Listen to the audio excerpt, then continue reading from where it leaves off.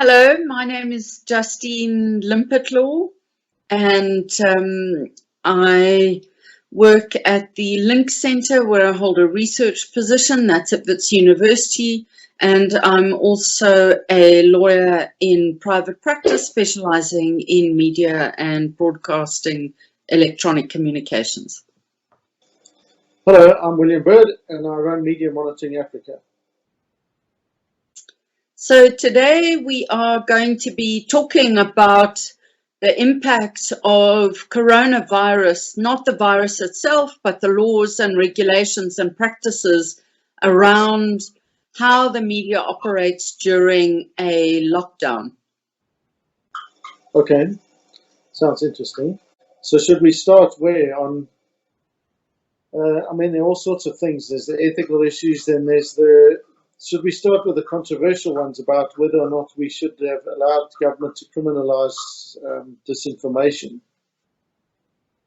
I think that's a good place to start, but actually, I actually think that we should start even earlier. Okay. I think that we should start by recognizing that government has ruled, has said that the media performs an essential service. And I think that's actually particularly important. It's obviously right. And with that comes a number of other issues. But there are some countries where the media certainly has not been accorded the status of essential service. And the reason why that's important is that it means journalists are not subject to the lockdown. It means that media entities are required to or allowed to continue to perform their operations, which means radio stations continue to broadcast, and people that work at broadcasters and newspapers are allowed to be going to and from work where they can't work from home. Yeah, and I guess what I like about it also is that it's a recognition that it's not just essential to the functioning during a crisis, but that it's essential to a democratic state, because they recognizing the flow of information as a critical component of understanding how we deal with this. And they could easily, I guess, have said, well, we'll share the information to a small select group of journalists that we decide on, and then you just have to deal with that as the official kind of platform. So I suppose, yeah, it is a critical thing.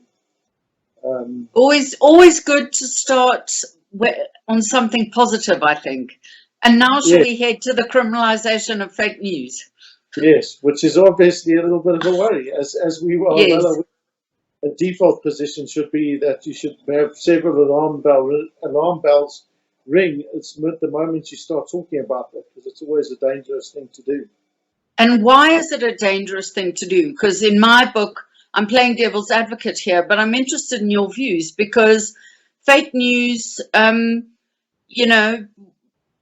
it's terribly unhelpful and terribly dangerous in a coronavirus. And we've already seen that.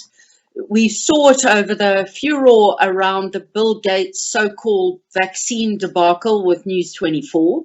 But we also saw it, I saw just yesterday on all over social media, was a story about 7 children dying in Senegal from testing a virus. Now, it turned out Agence France Presse said that's absolutely not true. It was a totally made-up fake news story. But the reason these things are so dangerous then is that they prevent ordinary people, or they influence ordinary people to do stupid things, like not take this virus seriously and the medical and science behind what we need to do to combat the virus. So why shouldn't we criminalize that? So I guess just going back to the beginning of that what I think it is it's a bit we're still getting used to this idea that we can no longer kind of control the narrative, and that there is only one set of narratives, because we assume that everyone understands science and rationality, and that people will necessarily follow that and adhere to that. And in fact, what we're finding is that that simply isn't the case, and that people may have had these views. Now with social media, they can express them and share them, whether they believe them legitimately or they're out for some kind of mischief. What it does say very clearly is that, it's not just about government or the media indeed saying this is the view and hoping that people will believe it. And now we find that they don't in numbers, and that it's not just the fear that they won't act. So, I mean, usually disinformation has the impact of putting you in a position of being unable to act because you don't know what's true or not. Mm-hmm. But we also know that it has the very real possibility of getting people to act in a very dangerous manner, like we've seen in the UK, where you can't exactly say that everyone hasn't had some form of education. And people there are going and destroying 5G masts because they think that 5G is the cause of the COVID-19 virus, which seems an extraordinary thing, actually. So, but it's all over social media, William. It is. I mean, it's absolutely all over it. Why is that? And shouldn't we be stopping that? Yes, and I guess that's why government does have a responsibility to do that, because in the same way as you'd say you're not allowed to go and advocate treason and advocacy of hatred and incitement to cause harm, there's a legitimate argument to be made that says, this, I guess on a level it's just about close to incitement, isn't it?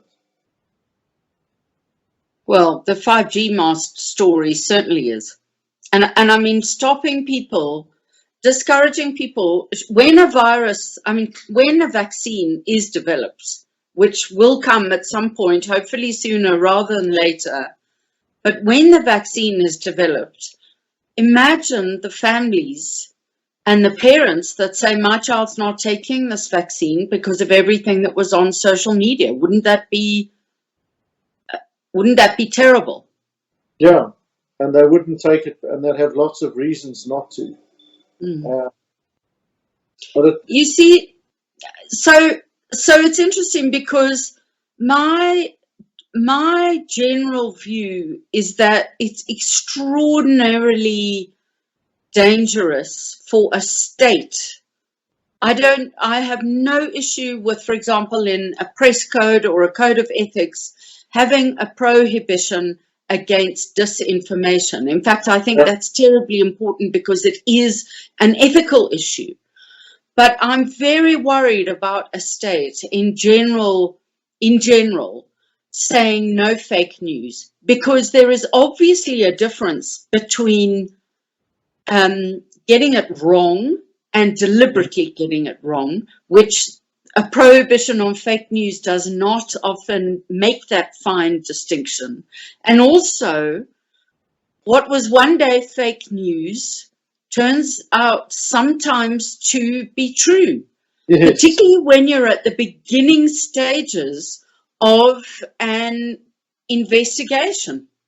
Do you remember, I mean, at the beginning of state capture, when people were saying this is what's happening with the Guptas, we had the ANC Secretary General at that time saying, I've done an investigation, there's nothing here. There's nothing to see. And we now know that actually there was tons to see. So what starts off potentially as unprovable, if you shut it down too early, you stop lines of inquiry. It's why you don't stop. It's why academic freedom is in place. It's why freedom of expression is in place. It's to protect that free flow of information and ideas. So a criminalization of that is very dangerous. So to play devil's advocate, what's wrong with government saying this is a real threat? We've seen people damaging mosques. It may result in further death if they ignore the regulations. They go out and they expose themselves to very real harm. It's not like this is a trivial matter. So why shouldn't government legitimately then say, well, we need to criminalize this because we're the state. We are going to. And what we're going to do is set up a separate unit within the SAPS who will investigate these claims and, we'll go after people. Why shouldn't government be doing that? William, I'm going to throw that question back at you because, to be perfectly honest, let me tell you, this is probably controversial, but actually, I thought that the that in the regulations that were published by the Minister of Cooperative Governance and Traditional Affairs, so the proper disaster regulations that criminalize this, they talk about active, intentional disinformation. It's not about criminalizing getting it wrong. And I noticed that that terrible guy who was spreading the absolutely fake rumor on Twitter about the tests being contaminated with COVID-19s. When you push that swab thing up your nose, they're actually putting the COVID-19 into your system. I was glad to see that he was arrested and brought to court within a couple of days. I'm sorry, that kind of thing actually kills people, full stop. So I didn't have a problem with that. What I had a huge problem with was our then Minister of Communications, Stella Ndabeni-Abrams. Obviously, she's now gone, hopefully for the duration of COVID-19, and Jackson Mthembu, who I think is a far more sober-minded person, is acting in her position. She took those disaster regulations and ran with them 3 times around the block, I think, to then issue her own set of fake news regulations, giving herself, it seemed, the power to determine what was fake news and what's not, as opposed to she issued these very oddly worded directions. Who knows what sort of legal standing they have relative to the criminalization provisions. Yep. But those, I think, were very worrying. The original ones that are valid just for the period of the disaster, it's not part of our law as such. It's going to end as soon as the disaster ends. Those, I thought, were sufficiently narrowly framed. And if you don't think so, I'm really interested in why you think they weren't. No, I mean, I guess that's part of it, right? Which is talks to achieving that balance of rights, that it's legitimate in instances to, limits various rights. As we are, all of our rights are now currently being significantly limited. I mean, freedom of movement, which is a fundamental, right. Freedom of association. Freedom of association, all sorts of rights are being fundamentally right to earn a living. Yep. I mean, all sorts of things. So I guess in that instance, we see that it's justified, and in that instance, if it's sufficiently narrowly defined, then I think that it should be fine. I guess the problem comes in the way that people choose to interpret this. So we saw very recently the Minister Mbalula laying charges apparently against a celebrity for saying that he had leaked the time, or leaked the fact that the shutdown was going to be extended. He then subsequently went and said, actually, I was just joking. He didn't tell me that. But he's leveled charges against him. And I guess that kind of shows the danger of it. So even if you've got a government that in an appropriate and fair manner seeks to limit that right, where it's very narrowly defined and would probably meet the criteria of our limitations clause, you then get very senior politicians and ministers of government who then seemingly misinterpret that in order to stop themselves looking stupid, I guess. I found that extraordinary. I mean, he said he was laying charges about name dropping. I've gone through those regulations. They're not very long, and particularly that offences section. It's only about 5 lines long. I said on Twitter that I think it must have been in section 1111T. Because it's not there. There's nothing about name dropping. And I totally agree with you. I thought that was utterly ridiculous. And it's very funny. It's completely the wrong thing. Because, of course, the fact that Mbalula didn't say anything to, was it Somizi? Yes. So the fact that he didn't say what Somizi said he did, but it turned out to be true, as we know. Just a few hours later, Now, that might have been a lucky guess, though, frankly, if you had half a brain cell, you know the lockdown was going to be extended. It wasn't that much of a stretch.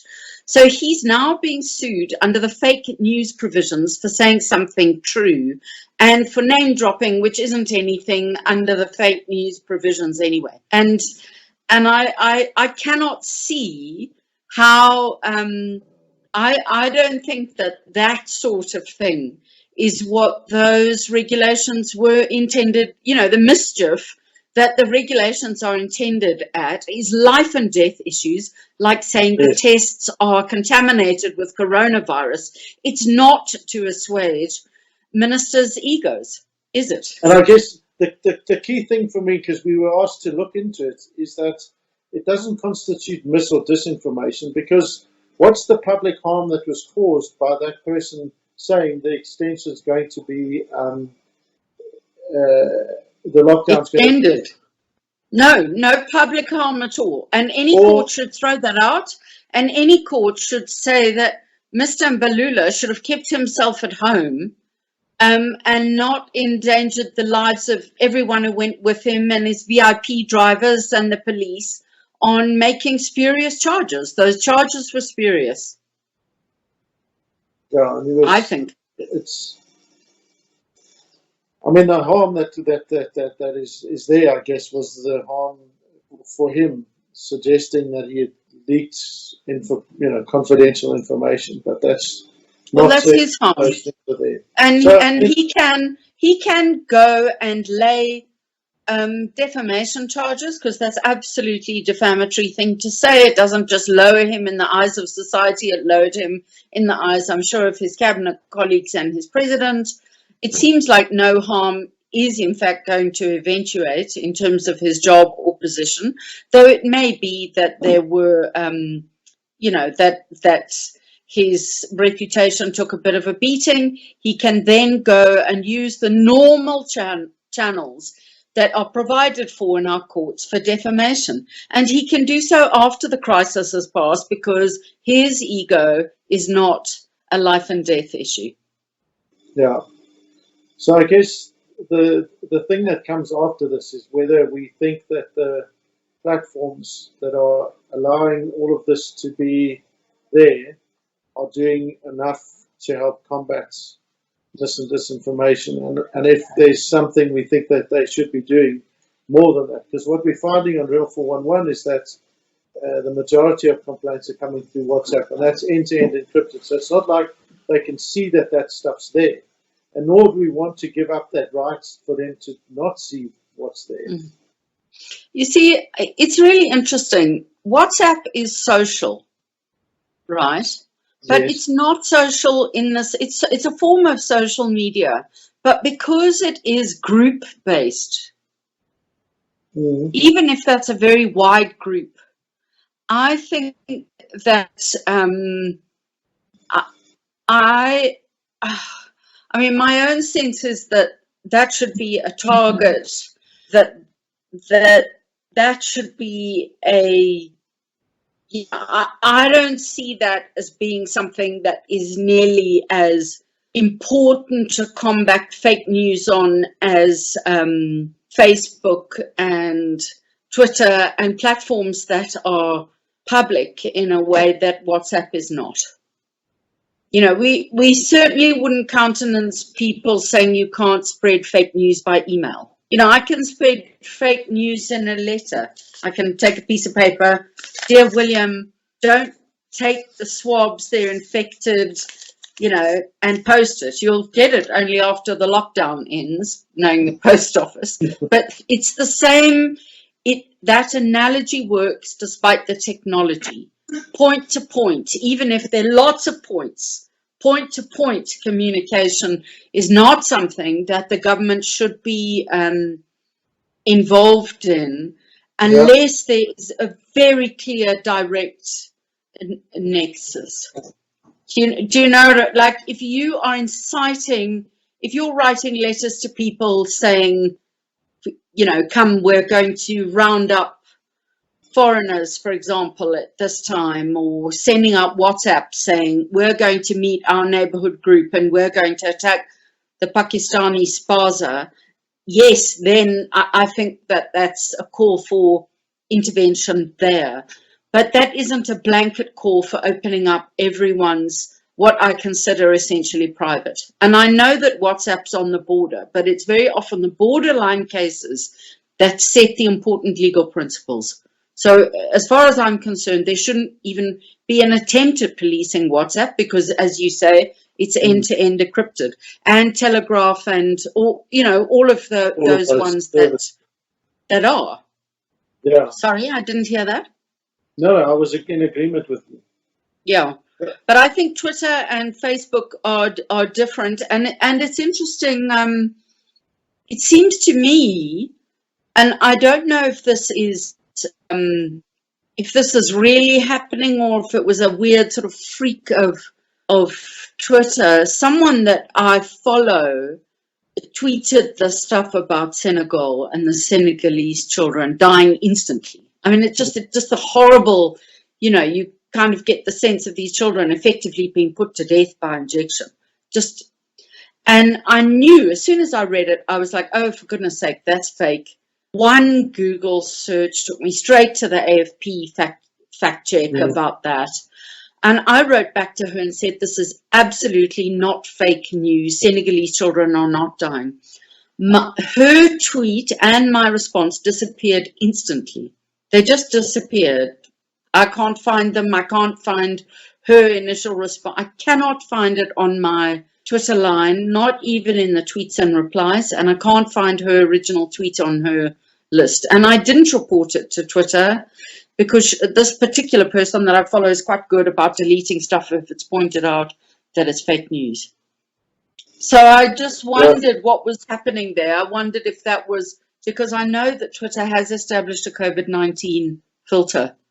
Yeah, and a lot of it they remove before we even get to see it. And then obviously, I mean, it's algorithmically based, so we never get to see what that is. And I guess, so my thinking for where we need to go beyond this crisis is how we start to regulate the algorithms that are in place in a crisis like this, that those then need to be transparent and available to the public, or at least the state, so that they can see on what basis they're choosing to censor and allow certain things that come through. Because the decision that was taken to somehow that got through their system, and then it was flagged or somehow it got noticed afterwards and was then removed.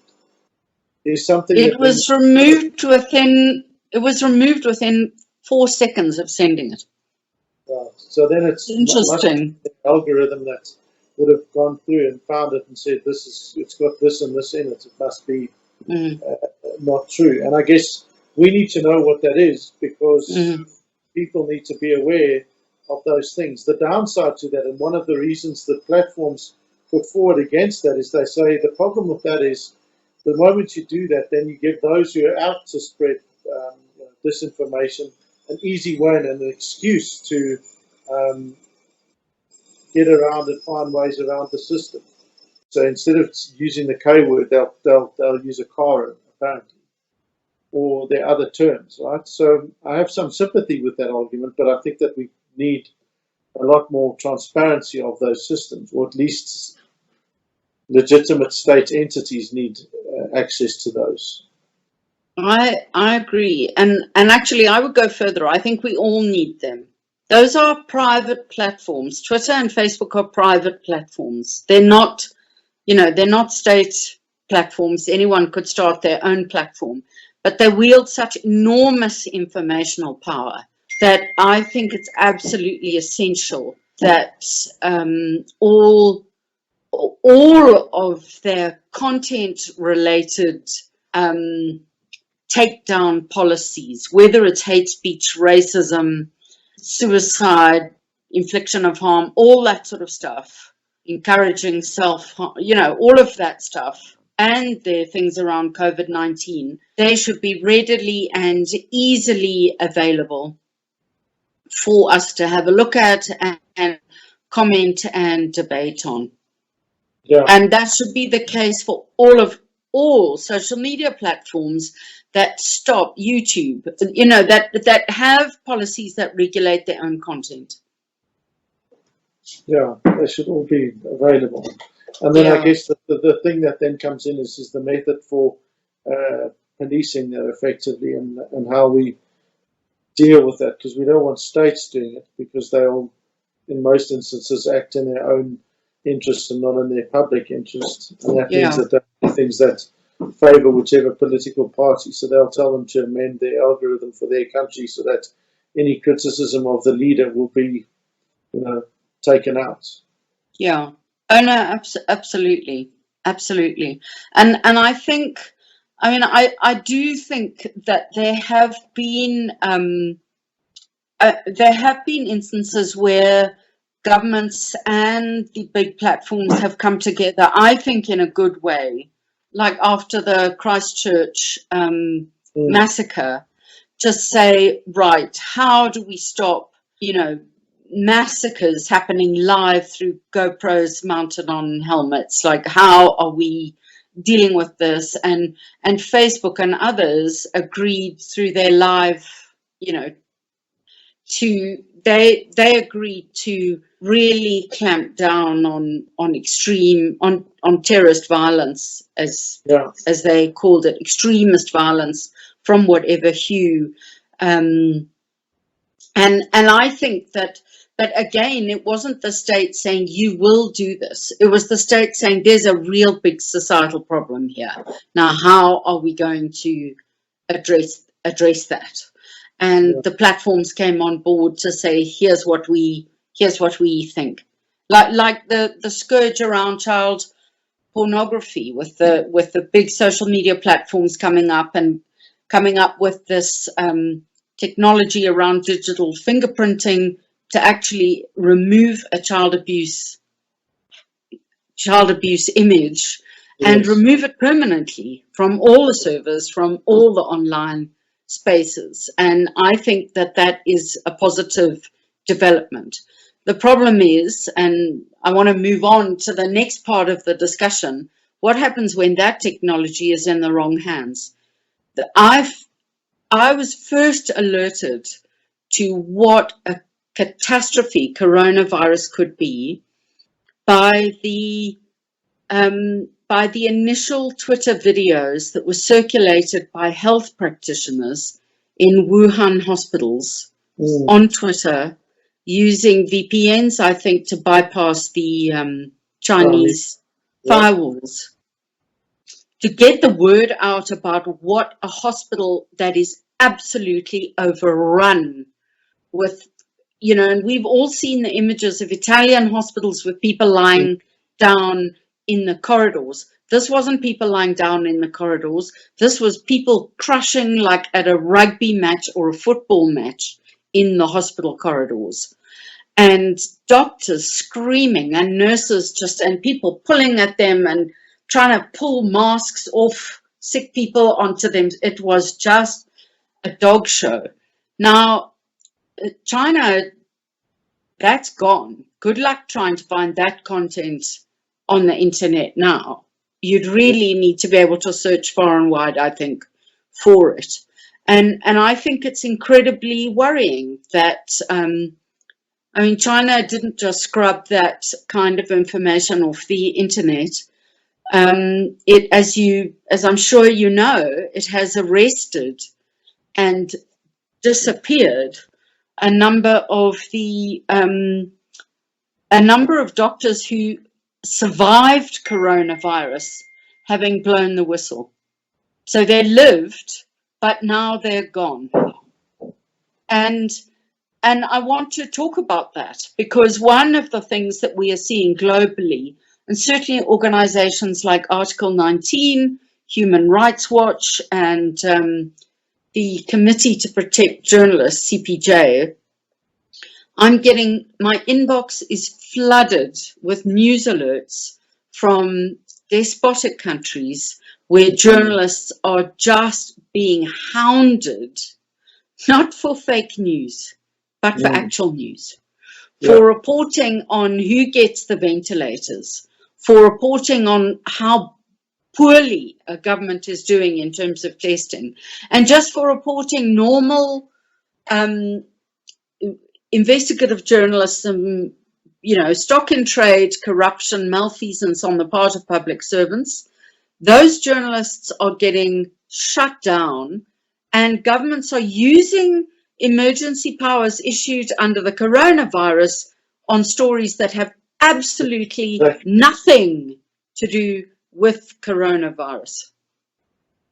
And well, I guess it kind of points out to the need for saying you don't want states to have that power, and similarly you don't want the platforms alone to have that power, because neither of them are going to act in a way that is actually in the public interest. That's why you've got to have some kind of multi-stakeholder body or something that is able to determine that, and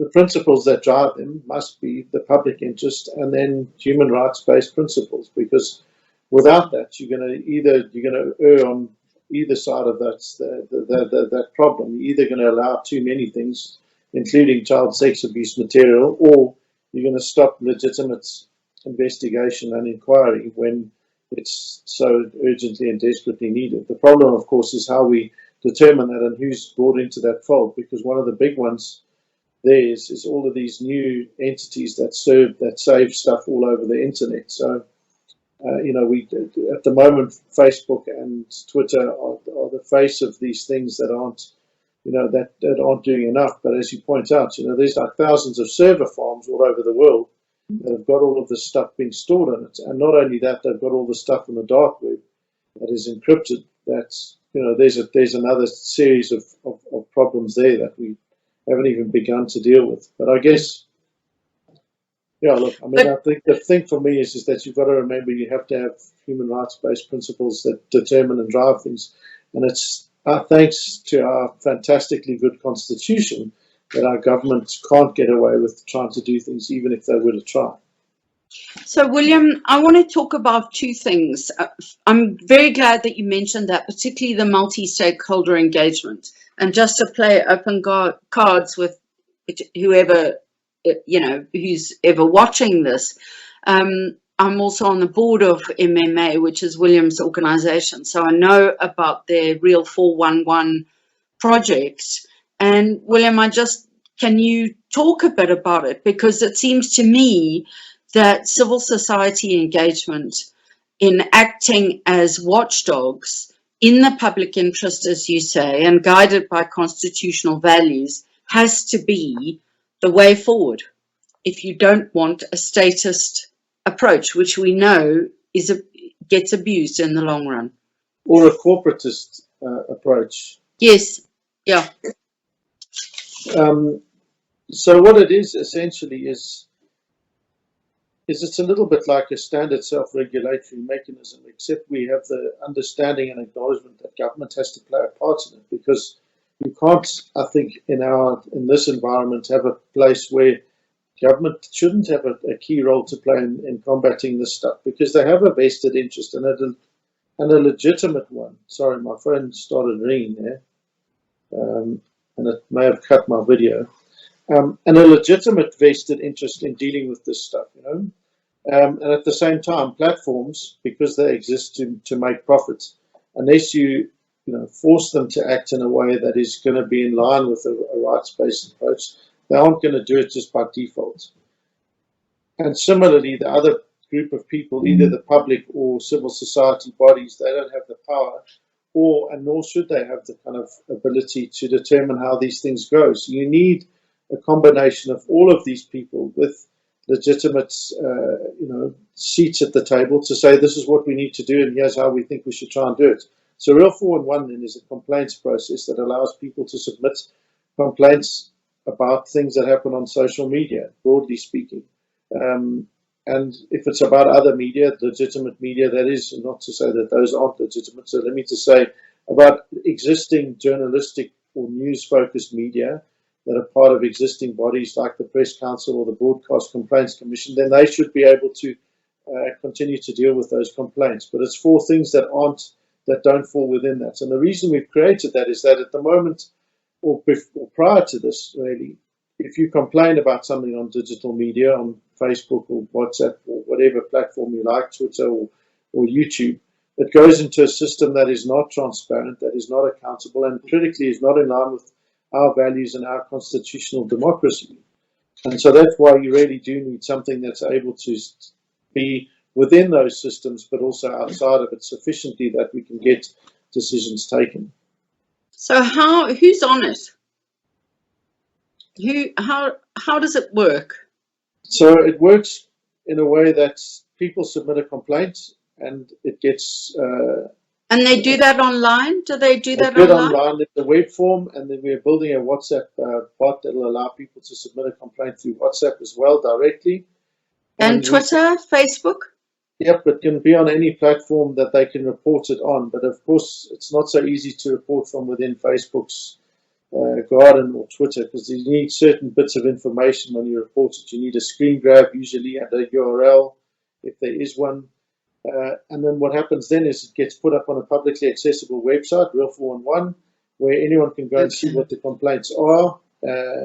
And so there's lots of transparency about that, which I think is so important.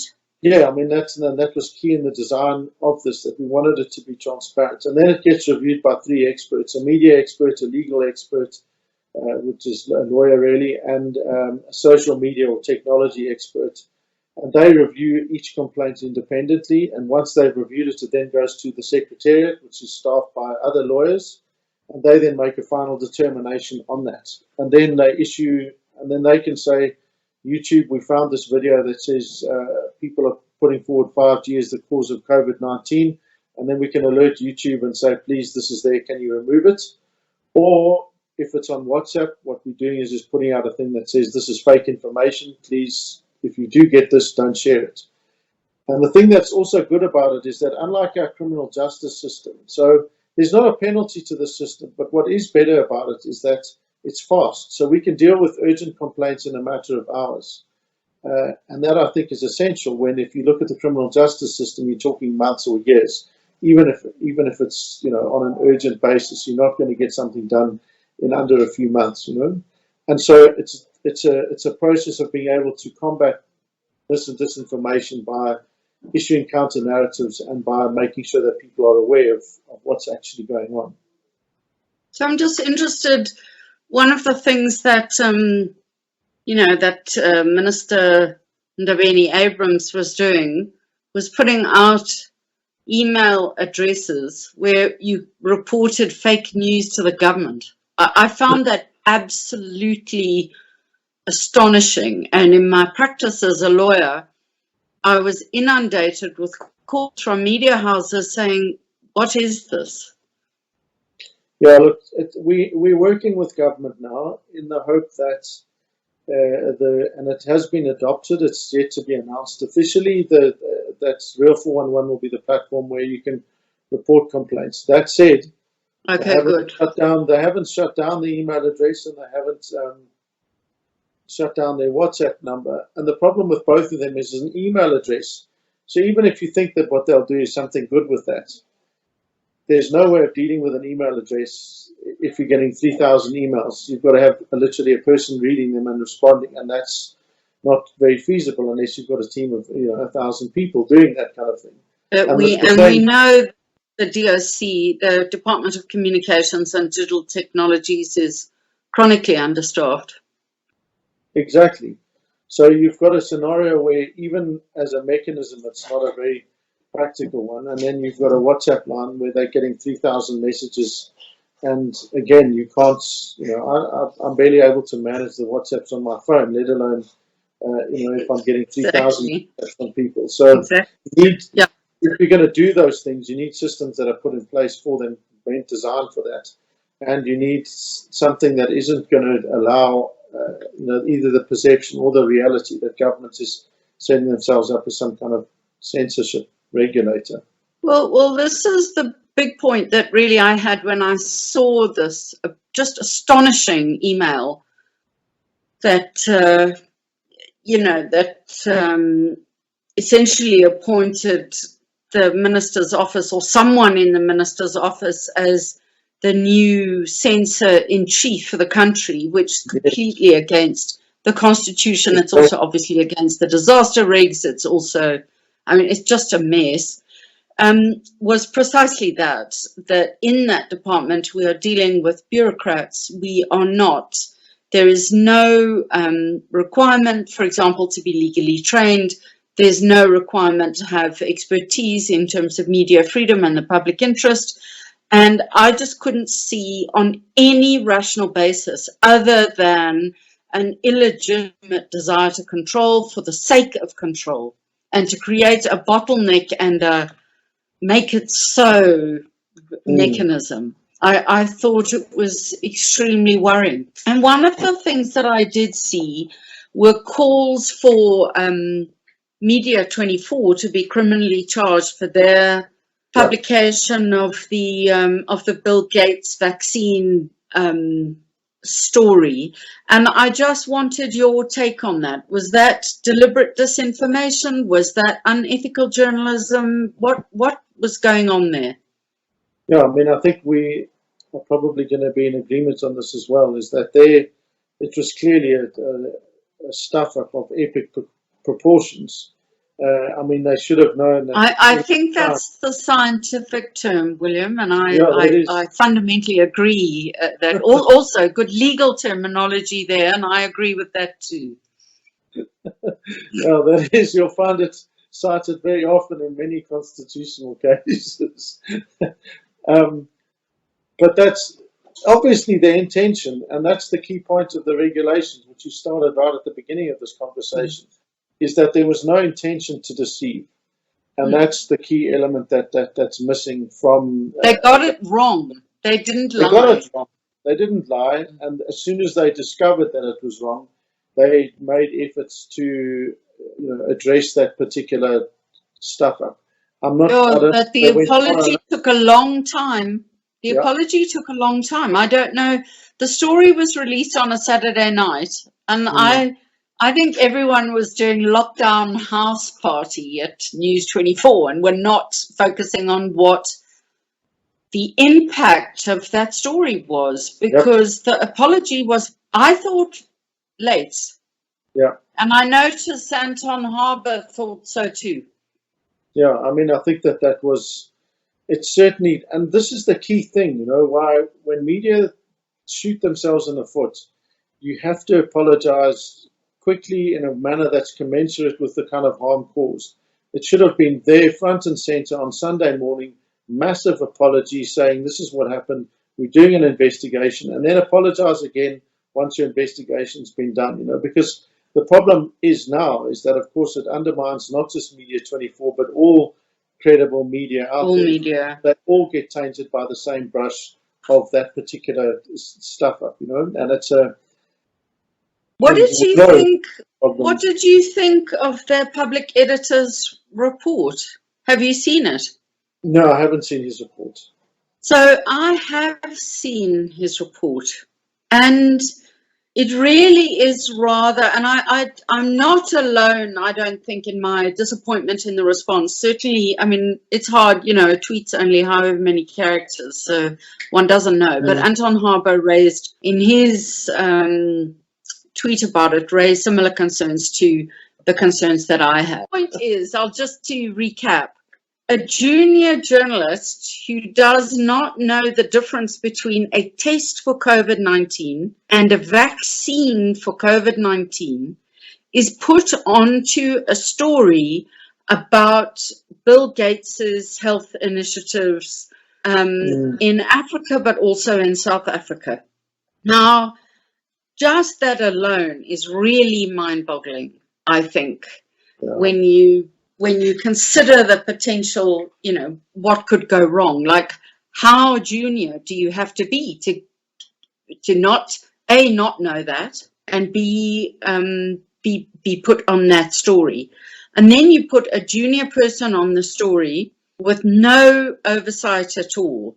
What happened then is that the person looking for sources went to Twitter and just regurgitated. And there's a lot of fake news on Twitter about Bill Gates being anti-African, Bill Gates wanting to exploit Africa, Bill Gates wanting to kill Africans, which is really astonishing and just outright wrong when you have a look at what the Bill Gates Foundation is doing in very important health issues in Africa, particularly around malaria, around HIV/AIDS, TB, etc., etc. So and this for me was the kicker. So the junior journalist thinks that Twitter constitutes sources. And then no one checks the story. Not a single fact checker, not an editor runs his or her eyes through the story. Not one.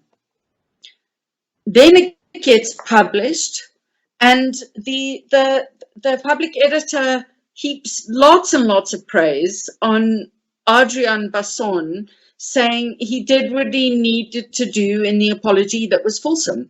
Now, I agree, the apology was fulsome. I do think it was late. But the problem is that News 24 is by far the most successful, as far as I'm aware, the most successful hard news group that we have, financially the most successful. Mm. If they do not have the resources in the time of a pandemic to fact check breaking stories that are directly relevant to the pandemic in the face of swathes of fake news around the Bill Gates Foundation and its work in Africa, then shouldn't we all go home in terms of being a media? I mean, essentially then, I saw someone saying today, in fact, I think it was Max Dupria, maybe it wasn't today, maybe it was a couple of days ago. He was saying, listen, journalists, your job is to be journalists. It's to fact check, to be accurate, to give us the analysis. It is not to regurgitate Twitter stuff. Yeah. Might as well go and then be a blog. Yeah, exactly. And I think huge damage has been done to the media as a whole by this. Agreed. And I'm hoping that SANEF's inquiry into why the media has lost credibility, I hope that it isn't too late to actually include this issue, because to me it was just a test case of how not to behave if you're part of the mainstream media, apart from the apology. Yeah, I mean, it's a huge, it couldn't come at a worse time for the media for them to do that. You know, we're trying to argue that they need to be properly resourced and calling for, emergency funding for many of them, because a lot of our media are going to go under. Are going to the wall. Look at the Mail and Guardians. Very real possibility of closure, I think, as a result of COVID-19. And all media are suffering. Advertisers, who wants to continue to advertise products and services that aren't food if you can't buy them? Yeah. So, I mean, we can understand that. And I guess that the thing is also is a bit of perspective to it, which is, that yes, it was a massive stuff up, but at the same time, that's one story out of several hundred or several thousand over the last couple of weeks that have been produced, where by and large the overwhelming importance and credibility of media has been significantly more important and more useful in combating this virus than that one particular mistake, as bad as it was. And we can't let our media, I guess, be demolished. Hard with the same. Yeah, no, I agree. And actually on that, I don't know if you saw the story that Daily Maverick published yesterday by a journalist. I'm sorry, I didn't recognize the name and I've forgotten it now. He was a journalist doing a kind of vox pop piece, as he said, in the townships in the southern suburbs near Fishhook, I think, in the Cape, when he got caught up in this absolutely horrific situation of the police just raining blows with clubs and batons and truncheons on people that were walking in the street, seemingly without asking questions.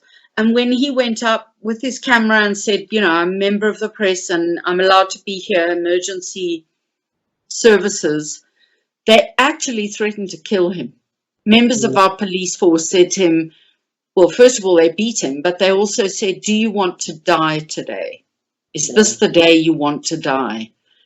Now, he said it was the most terrifying experience of his life. Yeah. And I mean, it's one thing. Journalists are risking their lives going into densely populated areas, as townships, particularly informal settlements, are, to speak to people about how they're coping with the lockdown. And it's critical that that information gets out.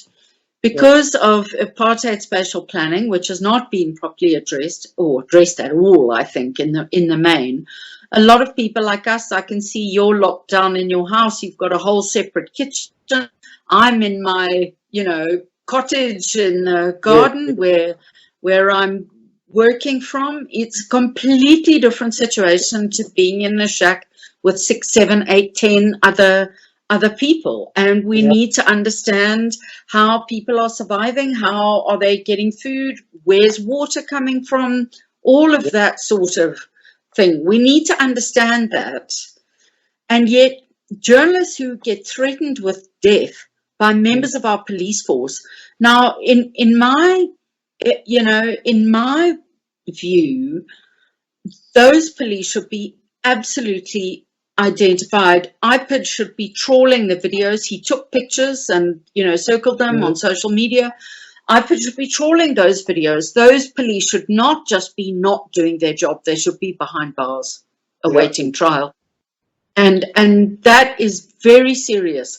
And what's worrying is that South Africa has always done, well, since the end of apartheid, South Africa has done very well on global sort of press freedom standings in Africa. Yeah. But this kind of thing is, everyone is watching this. And I think Becky Cele, I think his, what did he say, Skop en Donna approach to public service policing during COVID-19 is a disgrace. And he isn't just beating people who are breaking lockdown regulations. He is beating the media performing an essential service. His police are beating the media performing an essential service. It's an outrage. So, I mean, I guess my concluding comment on that would be, I completely agree, you know, and I guess the thing is, in as much as we focused on mis and disinformation, which is dangerous and undermines democracy, assaulting journalists and preventing them from doing their job is as dangerous. No, it's much worse, I think. It's as dangerous as any fundamental violation of a human right. Yeah, and the problem is that there is such a, I mean, there's so many really good things that I think the media are trying to do around COVID-19. And just, I do want to make a special mention of our public broadcaster. Agreed. Because the things that they are doing around making educational and allowing the process of teaching and learning to continue with kids who can't access broadband data, who don't have smartphones or iPads or anything like that to do it, but to make teaching, to enable teaching to happen by way of radio and television. I think it's extraordinary, and I think that hats off to them. And also hats off to all the media just trying to report on these issues. And for the police and army, and that was not the first time that we've heard that. We saw videos of the police forcibly preventing journalists to go into that magistrate's court that I was talking about earlier, where the man who had put out the Yes, fake news yes, yes. tests, the police forcibly stopped journalists from covering that trial. Now, Yeah. that's just outrageous. That isn't Yeah. just a violation of the journalist's rights to access to expression. It's a violation of our right to be informed as the public, and it's a violation of that person's right to an open trial. And it's a And violation of open open justice. justice is fundamental. Yeah, completely agree. I mean, I think that, you know, with all the limitations, our media are doing an incredible job in very difficult circumstances, knowing that Mhm. their entity may not be around at the end of this particular crisis. You know, and yet still they continue to do their job. I think is fundamentally admirable, actually. I mean, William, I feel so strongly about this, about the police, our own security forces, preventing the media from doing their job. I mean, I'm just wondering if there isn't something we could do about it. I'm tempted to speak to someone like Dario and Richard Spoor, who specializes in class action suits, to do a class action suit against the police and the SANDF for these kinds of violations. And the damages that we get from the state for this must go to, you know, making sure that our media doesn't collapse as a result of COVID-19. Yeah. But I think it's outrageous that individual journalists are being beaten and prevented from doing their jobs by our security forces. And it's very worrying that they seem to ignore what our president says, who says we must operate within the Constitution and respecting people's fundamental and with rights. integrity. Yeah. And with integrity.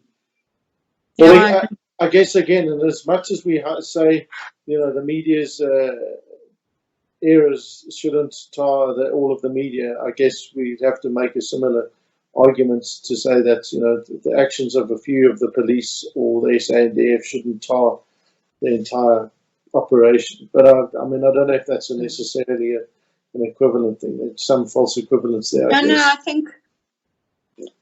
I do think so. I mean, the vast majority of people in the security services, which are both police and army, I'm sure are just going about doing their jobs in a very difficult, you know, potentially deadly situation, as we know. And I think that they absolutely deserve our support and the media support in doing their work. But preventing the media from doing their work when they are also an emergency service and recognized as such in the regulations, in the same way that the police and the army are, is really a big. Yeah, I completely agree. I mean, we are in the process. It's just a matter of resources. We're working with SANF on a system called MARS, which is a media attack reporting system, so that we can keep track of all of these things and hopefully take some action at some point. When we do, I don't know, but I understand, and there are going to be lots of lessons to be learned from this. I see that our time is way up. Yes, I think just to end by saying how grateful our media must be that when the president and our health minister, Zweli Mkhize, give press conferences, they're not promoting quack medicine and saying what a fabulous job they're doing by keeping the death rate under 200,000. And, you know, we're not being led by people like Trump. And I think the kind of very sober science-based leadership that I get the sense we're getting from the head of cabinet on this is, with some notable exceptions that we've discussed here, but generally speaking, seems to be having an impact in the cabinet, in the executive, and in the government as a whole, which is good to see. And I think it's perfectly correct that the media is giving our president and our health minister the kudos for it. Yeah, agreed. Great way to end, I think.